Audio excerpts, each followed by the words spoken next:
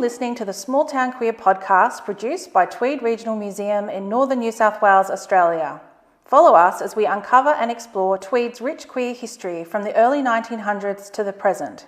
The museum has collaborated with LGBTQIA+ community members to collect, share and preserve the histories of Tweed's many and varied queer voices. We wish to recognise the generations of local Aboriginal people of the Bundjalung Nation who are the traditional owners and custodians of the land on which we are recording this podcast today.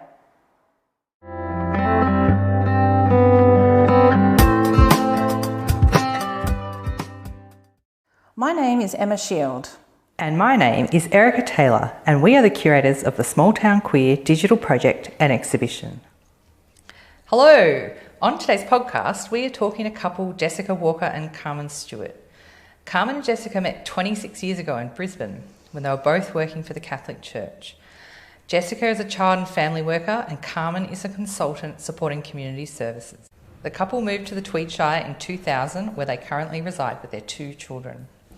Welcome, Carmen and Jess. Thank you for joining me and joining us for the museum's first ever podcast series. Thanks, Erica. So we really thank you for joining, participating in Small Town Queer. It's our LGBTQIA+ project, and we're really proud to be running it and doing this podcast. And we'd like to ask you both how you identify as a small town queer. I identify as a lesbian. And often I don't identify in any way, but I would personally identify as being bisexual, although I'm in a committed lesbian relationship and have been for 26 years. And I guess you both live in one of the small towns of the Tweed Shire. And we do. Yeah. We do. We're here in Murwillumbah. And so can you tell our listeners, let's start kind of at the start of the both of you, where you met and how that happened and where you were.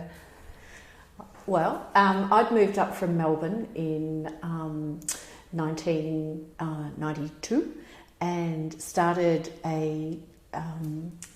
volunteering at St Vincent de Paul in the youth office. I came up as part of an intentional community called Companions Volunteer Community that was auspiced by the Sisters of Mercy and the Jesuit Brothers, and part of it was to work in an area of justice, and that's where Carmen and I met. Carmen was the state youth representative. She was the big honcho. And this was in Brisbane? This was in Brisbane, in the Valley, in 1992. So it started as a working relationship, really. We were both in volunteer capacity, working in youth projects, really around a housing project for homeless young people that we connected over. And we started off as friends. We were friends for quite a few years working together. We lived together in community, which was probably the beginning of our relationship. We lived at St Mary's, which was an intentional community in South Brisbane, and we lived there together with another woman, Jenny, and that was really the flourishing of our friendship, which triggered into a relationship the day I left the country to go overseas with my boyfriend. Complex. Which was complex and interesting. Right. Well, interestingly, I suppose we were living in an intentional community that was attached to the Catholic Church, but it was a very progressive left wing. It's now since been in exile and it's been kind of, separated from the Catholic Archdiocese in Brisbane.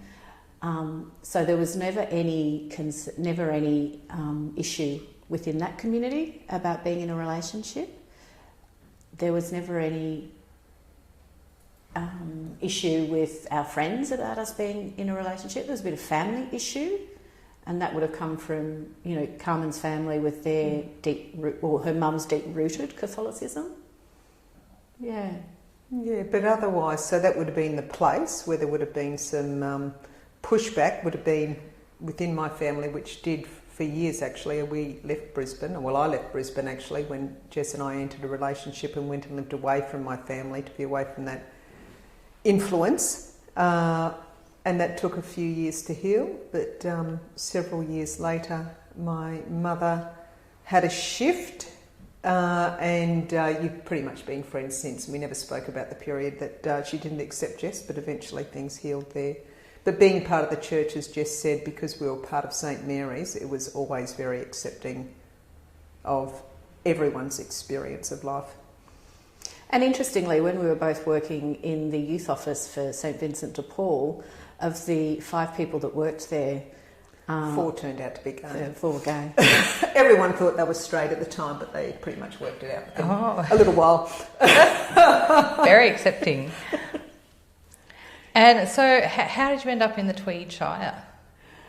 Well, we had a few years of both of us living independently overseas and then back together in Melbourne for a couple of years back in Melbourne, and then Carmen's mother became unwell and lived in Brisbane, and we decided that it would be a good opportunity to move back up this way without living in Brisbane.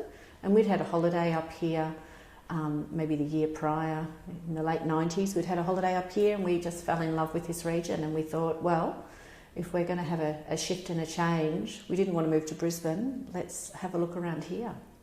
And I'd always had a very strong connection. I used to go to Untitled Valley regularly in my 20s, that I really wanted to come and live here one day, so it was very much in the pipeline. It just took 20 years to do, or 10 anyway, it took a good 10 years to do.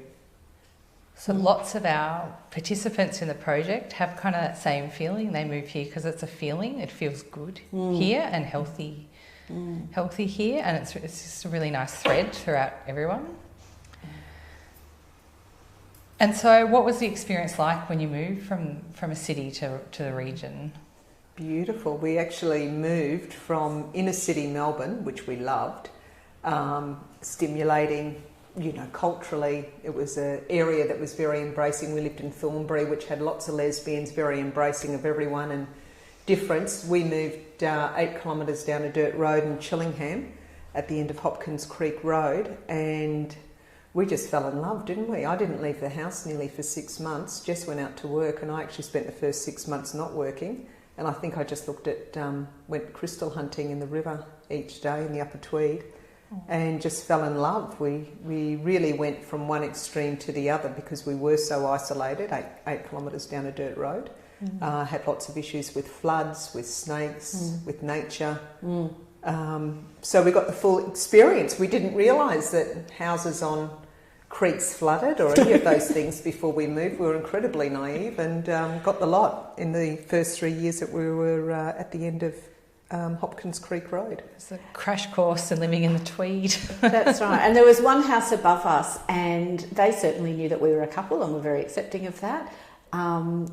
And I guess quite a few people along the road did, but I remember somebody stopping me on the road on one stage saying, welcome, Dada, we heard you've moved in. And I said something about my partner, and they're like, oh, so what business do you have together? And they obviously assumed partnership was a business partnership, not a relationship partnership. And I think I just fumbled, we work in the community, and just drove off because I was unsure how that was going to be received.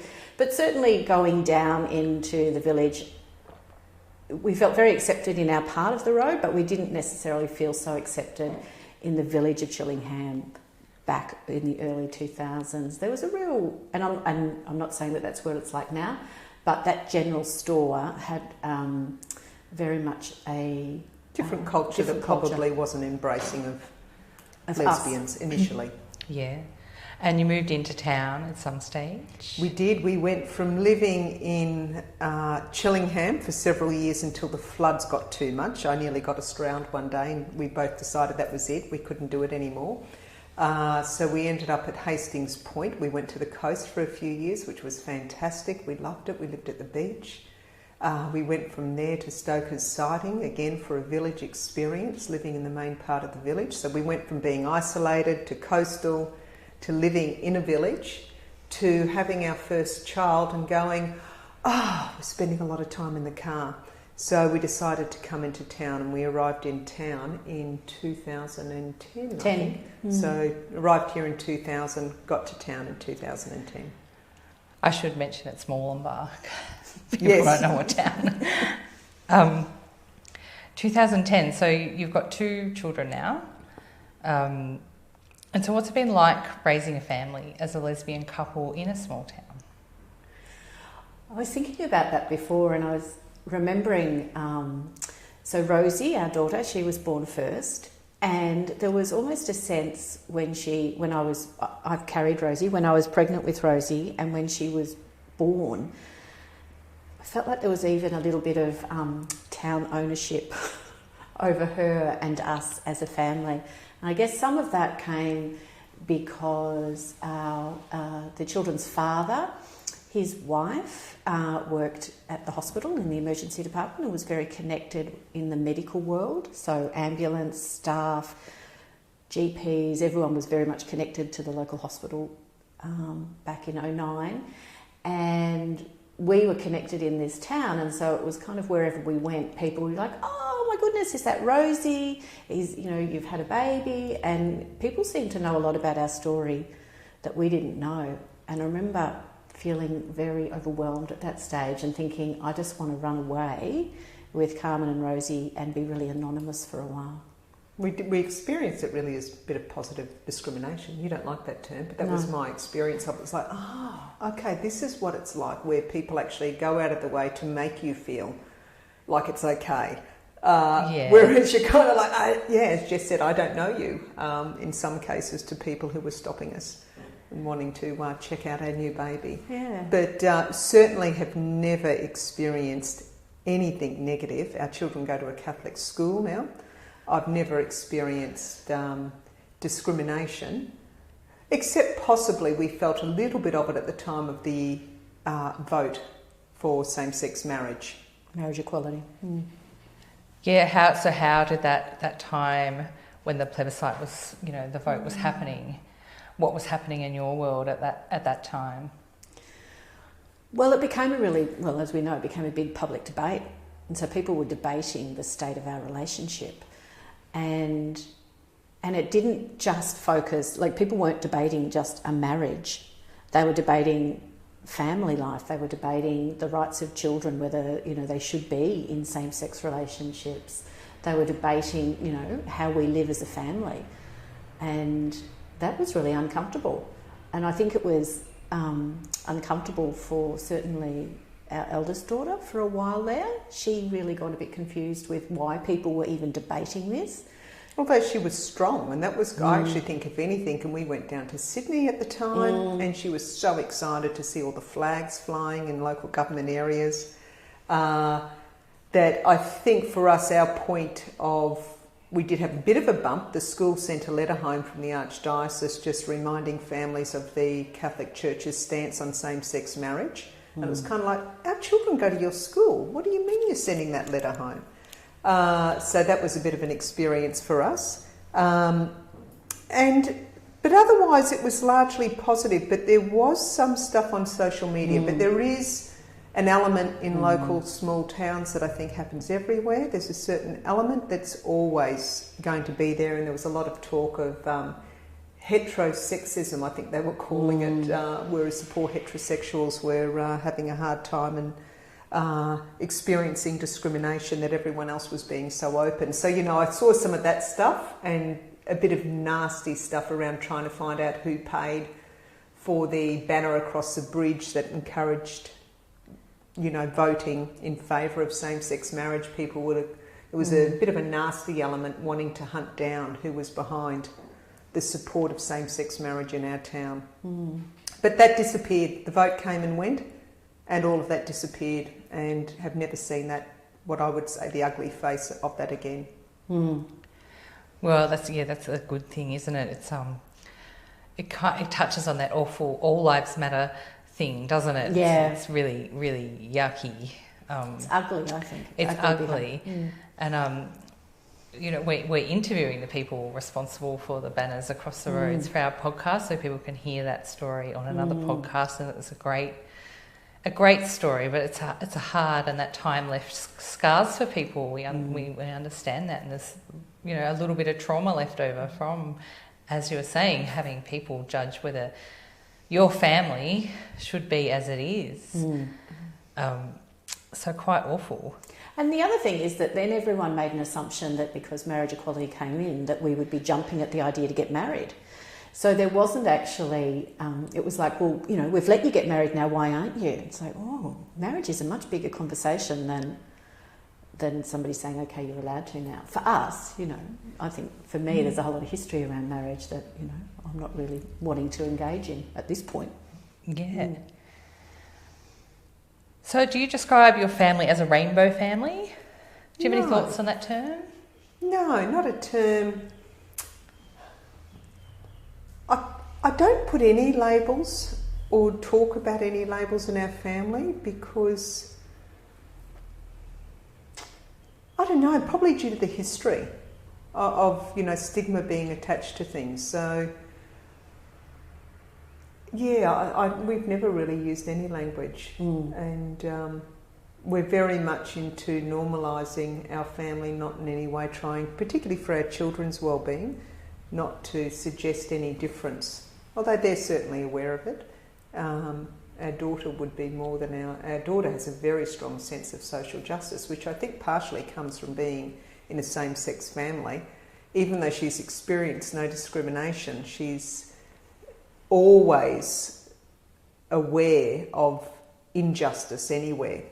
Our son at this stage, and he's a bit oblivious actually, whether he's in a same-sex family or he doesn't ever talk about it, it's like it hasn't even appeared to him that his family is different to anyone else's, which is good. Yeah. But he does know all of the terminology for LGBTIQ. They were telling me the other day what every letter stands for. So they know what that all is about, and that they know that, people see sometimes that as different than other. So he does have that sense, absolutely.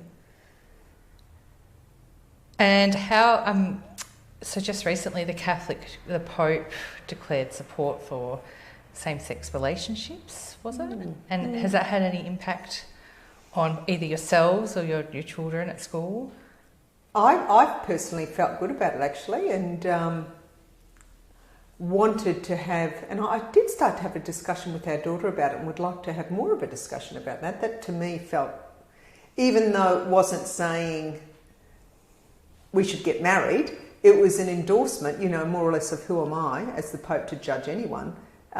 It seemed quite significant to me. What seemed significant actually is that my mother told me about it, and my mother still carries a lot of baggage, and for her to name it, it felt a little bit healing further of my relationship with my mother, who really at some level has never accepted us. So that was kind of like, okay, well there you go, Mum, the Pope said it's all right, so hopefully, and you're telling me. Can't argue with the Pope, surely. You can't argue with the Pope. And I guess for me too, it's not so much about whether the Pope validates our relationship or not. That doesn't faze me one way or another. I have no interest in what he thinks of us. But what I am very aware of is other children that are growing up and that are starting to question their sexuality and starting to, have conversations with family members that's actually going to have more of an impact, that they feel that they've got more of a platform to be saying, hey, there's people in high places that think that this is, really okay. And so, I feel safer to be able to say who I am. So I'm always thinking about, I think we've done our part around coming out and being who we are and navigating that, but there's still so many young people that are still trying to even find words around that and trying to find their own identity. And that's where my interest is, around the bigger picture. Yeah, and I guess it goes a little step towards creating a safe space for young people to explore who they are. Even the little thing of having a letter sent home when the marriage of Polly from the Catholic school, like maybe that won't happen again now. Yeah. Yeah, absolutely. And I find it, of interest to me, Erica, thinking, I always think ahead, and I'm thinking ahead and going, wow, imagining people in the future listening to this and probably thinking, going, really? Was there a time they said no, that they scorned it in some way, that because I can just foresee the fact that the Pope has taken that step, it says to me, well, where are we heading around acceptance and tolerance, and what does it mean for youth mental health, etc., and young people who are coming out and how they feel about themselves. I imagine a lot of the stigma gone in the future. Yeah, absolutely. It touches on, why it's important we're doing this project as well, to really collect the past history but contemporary history, because otherwise it's not recorded and it is lost, and no one can get that idea of what it was like 100 years ago for someone who was LGBTQI plus, or working and living in those spaces. So it's important to do these projects. Yeah, because I think it's an interesting time, because as much as we haven't experienced discrimination really living in a town,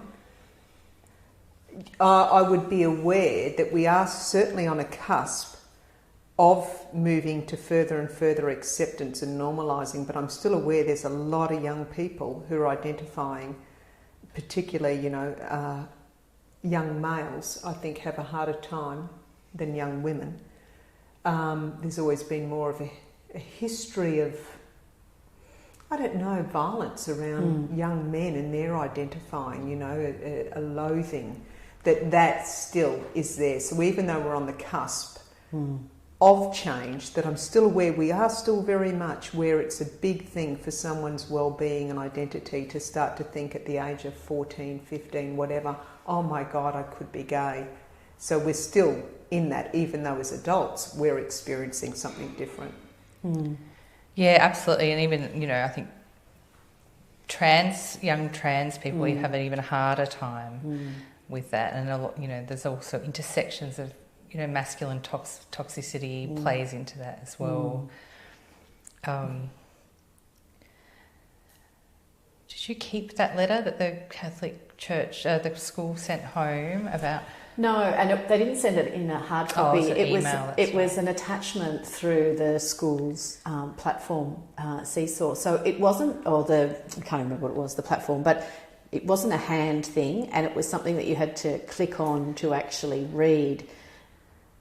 And I believe, in good faith, that the reason our school did that was that it wasn't something that they believed, but it was a directive from the diocese that they had to. So I know other schools that people have said that they were printed out and hand given. So that's the flip of that. I like to think that there was a little flip side of that. And I know some people went up and spoke to the principal of the school and said, hey, this doesn't fit within our beliefs, our values, our structures of families. To be given something like this, it's awful, and we want no part of that. And he said, okay, it hasn't come from us as a school executive, it's come from the diocese. Do either of you have advice for other, LGBTQI plus couples and parents, particularly parents who live in regional areas, who may be listening to the podcast? I think for me, the biggest part is the relationship within your own family, and how you build up the conversations within your own family with your own children, so that it isn't seen as we are so different from others. It's seen as this is who our family is. Every family is made up quite differently in some ways, but I wouldn't want our children to experience some blatant discrimination because of their family and not have their own experience to be able to come back to, and not be able to even have their own story, their own narrative, or their own sense of belief of who they are in their family. So for me, it's very much about building the strength within your own family, because that's the one thing that we can have some control. We don't have necessary control over what other people think of. So it's about building the strength with them. That's what I would be saying. And look, I just think having let's call it a rainbow family in a small town, particularly the town we've chosen, Murwillumbah, has largely been absolutely positive, as I said, embracing, that I don't necessarily know that I have advice beyond being aware one of the decisions we did make early on. And I don't know if that's because of our background in having grown up in an age where there was stigma. We're both 50 now, but we grew up in a time when there was stigma for being gay and lesbian. So we made a certain assumption and chose to put our children in a K-12 school so that they had children at a young age, in knowing that young children are more accepting. And so they've entered school with peers who've gone, you've got two mummies. Oh, how did you get two mummies? And then it's become normalised. So those kids know from an early age that Joe and Rosie have two mummies. They're not going to school in grade 7 changing schools when all of a sudden there might be some derogatory language around that. You're the son of lesbians. Oh, you queer? That was our worries, right? That we entered school with, which was very interesting for me because I was very surprised that we sent our children to Catholic school as the lesbians, but it was the K-12 option. And that to us felt like a safe pathway for children. Yeah. Yeah, that could be, good advice for other people who are about to experience it or going through it. So what are you guys working on now? What's next? What's coming up? Well, I'm just starting a small initiative here in this community around the experience of being a mother. So I'm bringing some mothers together with one of our local artists, Beck, to do some weaving and make a small basket, and within that to have some conversations around the interwoven relationships between mothers and children. So it's about the relationship that is being formed and how that is, and it's about the connection that mothers are having with their babies and their children to strengthen those relationships so their children will have greater opportunities to go on and have healthy, loving relationships in their life. And so that's one of the things that I'm working on outside of my normal work life. And I'm still moving Erica with It Takes a Town, which is a project I'm quite passionate about. And so do you want to give people a little rundown on what It Takes a Town is? Look, it's all around growing a culture of trust, generosity and responsiveness. In particular at the moment, the focus of the funding is in order to create opportunities for children to thrive. We have 1 in 3 local children growing up in poverty, which is quite high. But my real interest and where we're morphing into is It Takes a Town to adapt, and it's actually saying, look, a culture that supports us all, a culture where there is trust, generosity, we've got each other's backs, we know how to respond, is really important at this point in time when we're looking at being in a climate emergency. And we need to get the culture of community strong in order to respond in ways that are life-giving. So I'm particularly interested in community culture, and I'm very fortunate to have received funding to do that work, that I get to experiment, and particularly interested in how we grow people's permission and confidence to act on behalf of community. And it's such a lovely project, and it's so lovely. Know so many people who it's intersected with in the community and who are involved. And so best of luck for your upcoming projects. Thank you. Thank you so much for sharing your small town queer stories with us today. And yes, I'm sure people will see you out and about and involved in your various projects and all the things you do. And thank you again. Thanks, Erica. Thanks for having us. Thanks to the museum.